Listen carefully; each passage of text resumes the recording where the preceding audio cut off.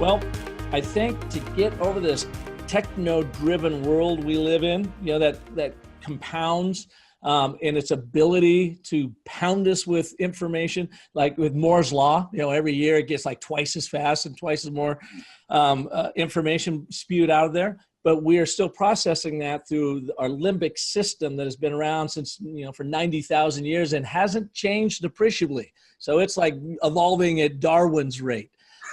And therefore, we use the same storytelling structures that our ancestors used to navigate and survive the savannah.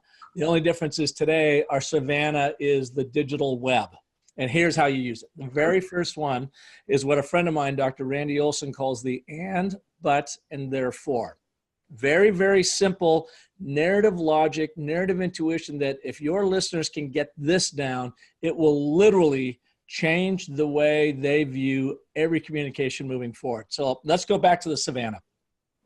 So we let's peer into a cave. We've got two cavemen there. We got this rotund Larry, and he's sitting there warming his hands by the cave fire, and he's waiting for his skinny buddy Thog to show up in the doorway. Thog shows up, sun's going down, and Larry's like, "Thog, where you been?" And Thog says, "Well, I was out at river trying to catch saber-toothed salmon for dinner tonight." And Larry goes, "Uh-huh." He goes, then Thog says, "But saber-toothed tigers show up."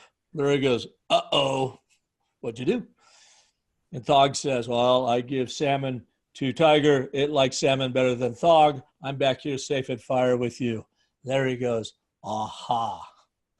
Setup, problem resolution, story structure so simple a caveman can do it.